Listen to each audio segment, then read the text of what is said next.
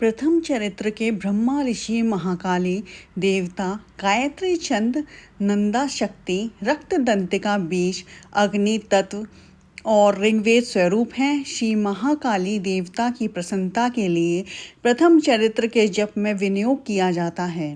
भगवान विष्णु के सो जाने पर मधु और केटव को मारने के लिए कमल जन्मा ब्रह्मा जी ने जिनका स्तवन किया था, उन महाकाली देवी का मैं सेवन करता हूँ। मैं अपने 10 हाथों में खड्ग चक्र गदा बाण धनुष परिघ शूल मुसुंडी मस्तक शंख धारण करती हैं।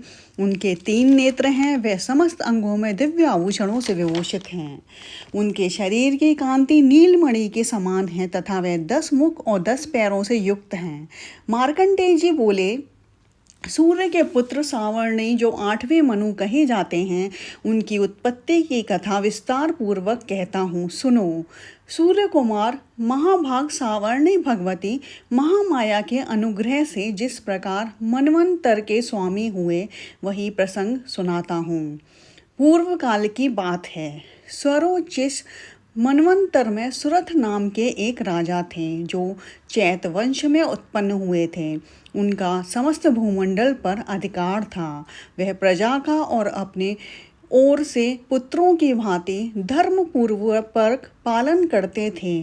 तो भी उस समय कोला विध्वंसी नाम के क्षत्रिय उनके शत्रु हो गए। राजा सुरथ की दंड नीति बड़ी प्रबल थी। उनका शत्रुओं के साथ संग्राम हुआ। यद्यपि कोला विध्वंसी संख्या में कम थे, तो भी राजा सुरथ युद्ध में उनसे परास्त हो गए। तब वे युद्ध भूमि से अपने नगर को लौट आए और केवल अपने देश के राजा होकर रहने लगे। समूची पृथ्वी से अब उनका अधिकार जाता रहा, किंतु वहाँ भी उन प्रबल शत्रुओं ने उस समय महाभाग राजा सुरथ पर आक्रमण कर दिया। राजा का बल क्षीण हो चला था, इसलिए उनके दुष्ट बलवान एवं दुरात्मा मंत्रियों ने वहां उनकी राजधानी में भी राजकीय सेना और खजाने को हथिया लिया। सुरथ का प्रभुत्व नष्ट हो चुका था, इसलिए वे शिकार खेलने के लिए बहाने घोड़े पर सवार हो वहाँ से अकेले ही घने जंगल में चले गए। वहाँ उन्होंने विप्रवर मेधा मुनि का आश्रम देखा, जहाँ कितने ही हिंसक जीव अपनी स्वाभाविक हिंसा वृत्ति को छोड़कर परम शांत भाव से रहते थे। मुनि के बहुत से शिष्य उन वन की शोभा बढ़ा रहे थे। वहाँ जाने पर मुनि ने उनका सत्कार किया और वह मुनि श्रेष्ठ के आश्रम पर इधर उधर विचरते हुए कुछ काल तक रहे। फिर ममता से आकृष्ट चित्त होकर वहाँ इस प्रकार चिंता करने लगे, पूर्व काल में मेरे पूर्वजों ने जिसका पालन किया था, वही नगर आज मुझसे रहित है। पता नहीं मेरे दुराचारी भृत्यगण उसकी धर्मपूर्वक रक्षा करते हैं या नहीं। जो सदा मद की वर्षा करने वाला और शूरवीर था, वह मेरा प्रधान हाथी अब शत्रुओं के अधीन होकर न जाने किन भोगों को भोगता होगा। जो लोग मेरी कृपा धन भोजन पाने से सदा मेरे पीछे पीछे चलते थे, वे निश्चय ही अब दूसरे राजाओं का अनुसरण करते होंगे। उन अपव्ययी लोगों के द्वारा सदा खर्च होते रहने के कारण अत्यंत कष्ट से जमा किया हुआ मेरा वह खजाना खाली हो जाएगा। यह तथा और भी कई बातें राजा सुरथ निरंतर सोचते रहते थे। एक दिन उन्होंने वहाँ विप्रवर मेधा के आश्रम के निकट एक वैश्य को देखा और उससे पूछा, भाई तुम कौन हो? यहाँ तुम्हारे आने का क्या कारण है? तुम क्यों शोकग्रस्त और अनमने से दिखाई देते हो? राजा सुरथ का यह प्रेम पूर्वक कहा हुआ वचन सुनकर वैश्य ने विनीत भाव से उन्हें प्रणाम करके कहा। वैश्य बोला, राजन, मैं धनियों के कुल में उत्पन्न एक वैश्य हूँ। मेरा नाम समाधि है। मेरे दुष्ट स्त्री पुत्रों ने धन के लोभ से मुझे घर से बाहर निकाल दिया है। मैं इस समय धन, स्त्री और पुत्रों से वंचित हूँ। मेरे विश्वसनीय बंधुओं ने मेरा ही धन लेकर मुझे दूर कर दिया है, इसलिए दुखी होकर मैं वन में चला आया हूँ। यहाँ रहकर मैं इस बात को नहीं जानता कि मेरे पुत्रों की, स्त्री की और स्वजनों की कुशल है या नहीं। मैं इस समय घर में वे कुशलता से रहते हैं अथवा उन्हें कोई कष्ट है। वे मेरे पुत्र कैसे हैं? क्या वे सदाचारी हैं तथा दुराचारी हो गए हैं? राजा ने पूछा, जिन लोभी स्त्री पुत्र आदि ने धन के कारण तुम्हें घर से निकाल दिया, उनके प्रति तुम्हारे चित्त में इतना स्नेह बंधन क्यों है? वैश्य बोला, आप मेरे विषय में जैसी बात कहते हैं वह सब ठीक है, किंतु क्या करूं, मेरा मन निष्ठुरता नहीं धारण करता। जिन्होंने धन के लोभ में पड़कर पिता के प्रति स्नेह, पति के प्रति प्रेम तथा आत्मीयजन के प्रति अनुराग को तिलांजलि दे हैं, मुझे घर से निकाल दिया है, उन्हीं के प्रति मेरे हृदय में इतना स्नेह है। महामते, गुणहीन बंधुओं के प्रति भी जो मेरा चित्त इस प्रकार प्रेम मग्न हो रहा है, यह क्या है? इस बात को मैं जानकर भी नहीं जान पाता। उनके लिए मैं लंबी सांसें ले रहा हूँ और मेरा हृदय अत्यंत दुखित हो रहा है। उन लोगों में प्रेम का सर्वथा अभाव है, तो भी मैं उनके प्रति जो मेरा मन निष्ठुर नहीं हो पाता, उसके लिए क्या करूं? मार्कंडेय जी कहते हैं, ब्राह्मण, तदनंतर राजाओं में श्रेष्ठ सुरथ और वह समाधि नामक वैश्य दोनों साथ साथ मेधा मुनि की सेवा में उपस्थित हुए और उनके साथ यथायोग्य न्यायानुकूल विनयपूर्ण बर्ताव करके बैठे। तत्पश्चात वैश्य और राजा ने कुछ वार्तालाप आरंभ किया। राजा ने कहा, भगवान, मैं आपसे एक बात पूछना चाहता हूँ, उसे बताइए। मेरा चित्त अपने अधीन न होने के कारण यह बात मेरे मन को बहुत दुख देती है। जो राज्य मेरे हाथ से चला गया है, उसमें और उसके संपूर्ण अंगों में मेरी ममता बनी हुई है। मुनि श्रेष्ठ, यह जानते हुए भी कि वह अब मेरा नहीं है, अज्ञानी की भांति मुझे उसके लिए दुख होता है। यह क्या है? इधर यह वैश्य भी घर से अपमानित होकर आया है, उसके पुत्र, स्त्री और भ्राताओं ने उसे छोड़ दिया है, स्वजनों ने भी इसका त्याग कर दिया है, तो भी यह उनके प्रति अत्यंत हार्दिक स्नेह रखता है। इस प्रकार तथा मैं दोनों ही बहुत दुखी हैं। जिसमें प्रत्यक्ष दोष देखा गया है, उस विषय के लिए भी हमारे मन में ममता जनित आकर्षण पैदा हो रहा है। महाभाग, हम दोनों समझदार हैं, तो भी हम में जो मोह पैदा हुआ है, यह क्या है? विवेक शून्य पुरुष की भांति मुझ में और इसमें भी यह मूढ़ता प्रत्यक्ष दिखाई देती है। ऋषि बोले, महाभाग, विषय मार्ग का ज्ञान सब जीवों को है, इसी प्रकार विषय भी सबके लिए अलग अलग है। कुछ प्राणी दिन में नहीं देखते और दूसरे रात में ही नहीं देखते, तथा कुछ जीव ऐसे हैं जो दिन और रात्रि में भी बराबर ही देखते हैं, तथा कुछ जीव ऐसे हैं जो रात्रि में भी बराबर ही देखते हैं। यह ठीक है कि मनुष्य समझदार होते हैं, किंतु केवल वे ही ऐसे नहीं होते।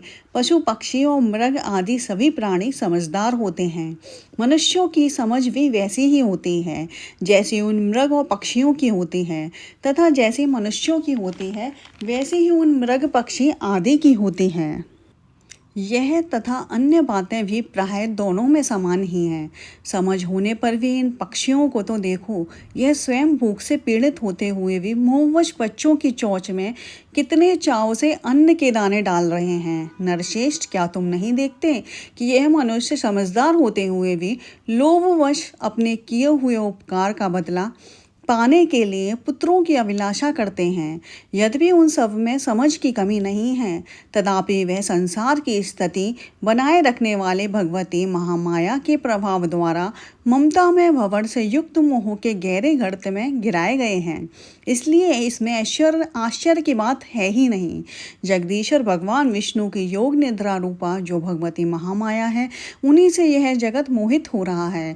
वह भगवती महामाया देवी ज्ञानियों के भी चित्त को बलपूर्वक खींचकर मोह में डाल देती हैं। वे ही इस संपूर्ण चराचर जगत की सृष्टि करती हैं, तथा वे ही प्रसन्न होने पर मनुष्यों की मुक्ति के लिए वरदान देती हैं। वे ही पराविद्या, संसार बंधन और मोक्ष की हेतुभूता सनातनी देवी तथा संपूर्ण ईश्वरों की भी अधीश्वरी हैं।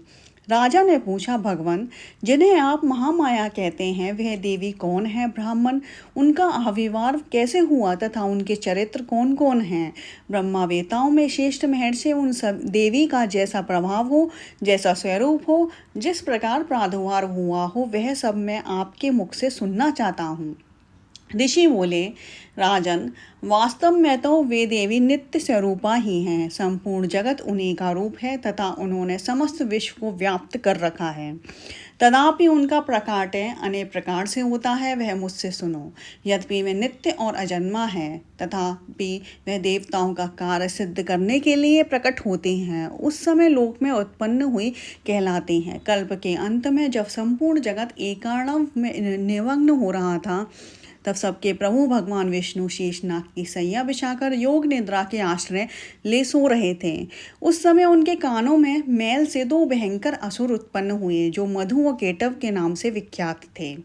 वे दोनों ब्रह्मा जी का वध करने को तैयार हो गए। भगवान विष्णु के नाभि कमल में विराजमान प्रजापति ब्रह्मा जी ने जब उन दोनों भयानक असुरों को अपने पास आया और भगवान को सोया हुआ देखा, तब एकाग्रचित होकर उन्होंने भगवान विष्णु को जगाने के लिए उनके नेत्रों में निवास करने वाली योग निद्रा का स्तवन आरंभ किया, जो इस विश्व की आदिश्वरी, जगत को धारण करने वाली, संसार का पालन संहार करने वाली तथा तेज स्वरूप भगवान विष्णु की अनुपम शक्ति है। उन्हीं भगवती निद्रा देवी की भगवान विष्णु स्तुति करने लगे। ब्रह्मा जी ने कहा, देवी, तुम ही स्वधा और तुम ही वशिष्ठकार हो। स्वर भी तुम्हारे ही स्वरूप हैं। तुम ही जीवनदायिनी सुधा हो। नित्य अक्षर प्रणव में अकार, उकार, मकार, इन तीन मात्राओं के रूप में तुम ही स्थित हो तथा इन तीन मात्राओं के अतिरिक्त जो बिंदु रूपा नित्य अर्ध मात्रा है, जिसका विशेष रूप से उच्चारण नहीं किया जा सकता, वह भी तुम ही हो। देवी, तुम ही संध्या, सावित्री और परम जननी हो। देवी, तुम ही इस विश्व ब्रह्मांड को धारण करती हो। तुमसे ही इस जगत की सृष्टि होती है, तुम ही से इसका पालन होता है। सदा तुम ही कल्प के अंत में सबको अपना ग्रास बना लेती हो। जगन्मयी देवी, इस जगत की उत्पत्ति के समय तुम सृष्टि रूपा हो, पालन काल में स्थिति रूपा हो तथा कल्पांत के समय साहा रूप धारण करने वाली हो। तुम ही महाविद्या, महामाया, महावेदा, महास्मृति, महामोह रूपा, महादेवी और महासुरी हो। तुम ही इन तीनों गुणों को उत्पन्न करने वाली सबकी प्रकृति हो। भयंकर कालरात्रि, महारात्रि और मोहरात्रि भी तुम ही हो। तुम ही श्री, तुम ही ईश्वरी, तुम ही रीम और तुम ही बोध स्वरूपा बुद्धि हो। लज्जा, पुष्टि, तुष्टि, शांति, क्षमा भी तुम ही हो। तुम खड्ग धारणी, शूल धारणी, घोर रूपा, गदा, चक्र, शंख और धनुष धारण करने वाली हो। वाण, मुसुंडी और परिघ, ये भी तुम्हारे अस्त्र हैं। तुम सौम्य और सौम्यतर हो। इतना ही नहीं, जितने भी सौम्य और सुंदर पदार्थ हैं, उन सब की अपेक्षा तुम अत्यधिक सुंदरी हो। पर और अपर, सबसे परे रहने वाली परमेश्वरी तुम ही हो। सर्वस्वरूपे देवी, कहीं भी सत असत रूप जो वस्तुएं हैं और उन सब की जो शक्ति है, वही तुम ही हो। ऐसी अवस्था में तुम्हारी स्तुति क्या हो सकती है? जो इस जगत की सृष्टि, पालन और संहार करते हैं, उन भगवान को भी जब तुमने निद्रा के अधीन कर दिया है, तब तुम्हारी स्तुति करने में यहाँ कौन समर्थ हो सकता है? मुझको, भगवान शंकर को, भगवान विष्णु को भी तुमने ही शरीर धारण कराया है, अतः तुम्हारी स्तुति करने की शक्ति किसमें है देवी? तुम तो अपने इन उदार प्रभावों से ही प्रशंसित हो। यह दोनों दर्द, असुर, मधु और केटव हैं। इनको मुंह में डाल दो और जगदीश्वर भगवान विष्णु को सीधे ही जगा दो। साथ ही इनके भीतर इन दोनों महान असुरों को मार डालने की बुद्धि उत्पन्न कर दो। ऋषि कहते हैं, राजन, जब ब्रह्मा जी ने यहाँ मधु और केटव को मारने के उद्देश्य से भगवान विष्णु को जगाने के लिए तमोगुण की अधिष्ठात्री देवी योग निद्रा की इस प्रकार स्तुति की, तब वे भगवान के नेत्र, मुख, नासिका, बाहु, हृदय, वक्षस्थल से निकलकर अव्यक्त जन्मा ब्रह्मा जी की दृष्टि के समक्ष खड़ी हो गई। योग निद्रा से मुक्त होने पर जगत के स्वामी भगवान जनार्दन इस एकार्णव के जल से शेषनाग की सैया से जाग उठे। फिर उन्होंने उन दोनों असुरों को देखा। वे दुरात्मा मधु और केटव अत्यंत बलवान और पराक्रमी थे। क्रोध से लाल आंखें किए ब्रह्मा जी को खा जाने के लिए उद्योग कर रहे थे। तब भगवान श्री हरि ने उठकर उन दोनों के साथ 5000 वर्षों तक केवल बाहु युद्ध किया। वे दोनों भी अत्यंत बल के कारण उन्मत्त हो रहे थे। इधर महामाया ने भी उन्हें मुंह में डाल रखा था, इसलिए वह भगवान विष्णु से कहने लगे, हम तुम्हारी वीरता से संतुष्ट हैं, तुम हम लोगों से कोई वर मांगो। श्री भगवान बोले, यदि तुम दोनों मुझ पर प्रसन्न हो तो अब मेरे हाथ से मारे जाओ, बस इतना सा ही मैंने वर मांगा है, यहाँ दूसरे किसी वर से क्या लेना है। ऋषि कहते हैं, इस प्रकार धोखे में आ जाने पर जब उन्होंने संपूर्ण जगत में जल ही जल देखा, तब कमल ने भगवान से कहा, जहाँ पृथ्वी जल में डूबी हुई ना हो, जहाँ सूखा स्थान हो, वही हमारा वध करो। ऋषि कहते हैं, तब तथास्तु कहकर शंख चक्र गदा धारण करने वाले भगवान ने उन दोनों मस्तक अपनी जांग पर रखकर चक्र से काट डाले। इस प्रकार ये देवी महामाया ब्रह्मा जी की स्तुति करने पर स्वयं प्रकट हुई थी। अब पुनः तुमसे उनके प्रभाव का वर्णन कहता हूँ, सुनो।